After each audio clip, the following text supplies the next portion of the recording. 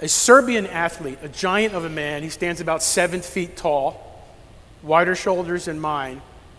He plays center for the Denver Nuggets in the NBA. His name is Nikola Jokic. He was the most valuable player in the NBA 2 years in a row, and finished second last season, only to Joel Embiid of the Philadelphia 76ers.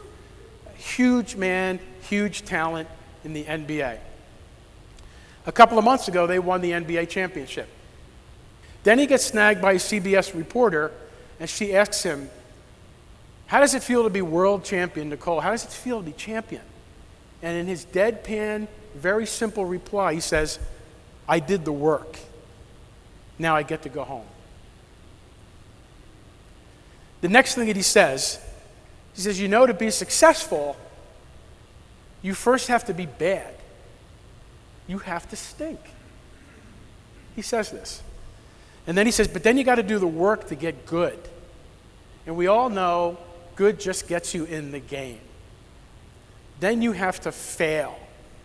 And it's when you fail that you look in the mirror and you realize you got work to do. And this is where it all begins. Interweaved amidst all of that bad, good, and failure are two things. A dose of humility, okay, and a lot of work. Another example, Stephen Curry. He presently plays in the NBA for the Golden State Warriors. He too is an MVP multiple times. He too is an MVP in the big game itself. And he too is a champion.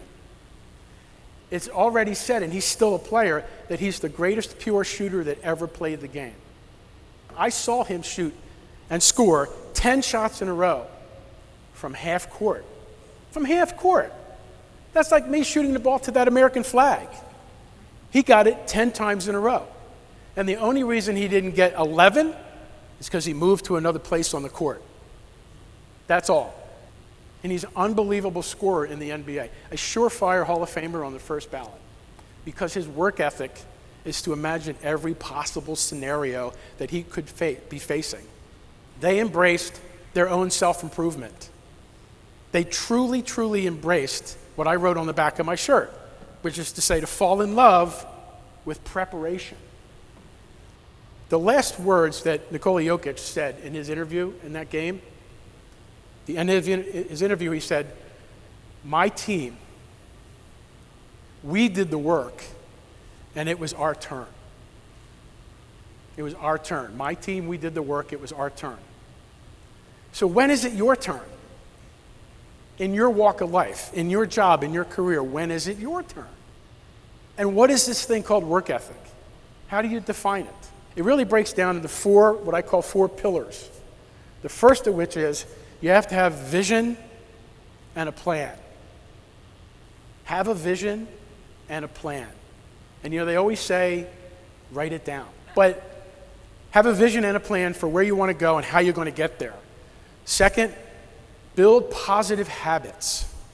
Positive habits. The third is find your passion. You may not all be working in a career that you would say is your passion, but surely in what you're asked to do today, in the tasks that you have before you, you can be passionate about how you're going to approach that in a real positive manner. And the last of which is to develop grit. Every one of these athletes built such a stronghold around their talents that they were prepared to perform in the crunch. There's 2 minutes left in the game. Who's going to get the ball? Okay? Same analogy in business. You need to get a proposal out on Friday. You have a sales meeting and you got to get the numbers right. There is something that you have to meet, an expectation. Do you have the grit to be the one that's going to do it? If you build your work ethic and those four pillars, it will not be work. Just like these athletes, they do that work because it is their joy, their passion, to build the grit that helps them perform under the lights. To think about the key influencers in your life that you already had and those that you want to connect with, especially in these business functions. Who has influence that can be helpful to you? Who's passed on a great example? And when you do that and you build a strong work ethic, you will not only feel the success, you will now be the one setting the example. You suddenly go from everyone, you're looking up to everyone, to now you're setting the example. And that's where leaders come from, when you are setting the example. How can I spot an opportunity to surprise and delight? None of this matters if you don't take action. Basically, I say you got to move your bones.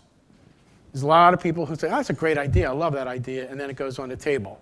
Or someone else should be doing that, I'll tell them that they should be doing that.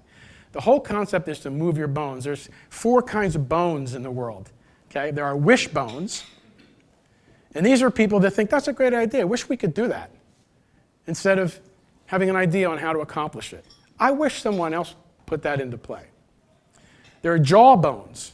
These are people that just jaw about it. They have a lot to say, a lot to recommend, and they never get a part of the solution. There are knuckle bones. These are the people that tend to see the negative side of things. They will talk about not the possibilities, but the difficulties. They will say, what's wrong with that whole scenario? And the one that you've got to find and choose to be a part of is the backbone.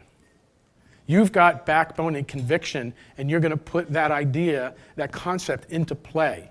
One of the ways to do that is in your organization, maybe is to appoint an ambassador of customer care.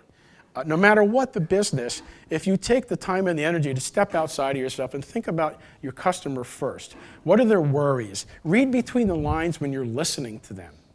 When you read between the lines, you're just not hearing the words, you're getting a sense of their mood for the day, or their sense of urgency or anxiety, and you can be the conduit to help them feel good about the experience.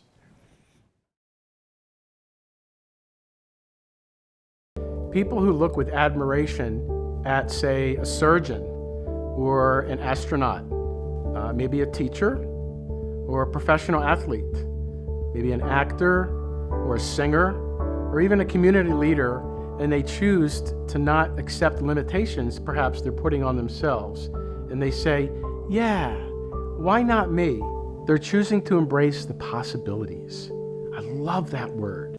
Rebranding is about changing the rational meanings associated with your current brand and instead grabbing and owning the single highest emotional intensity that causes your prospects to change their mind and choose you.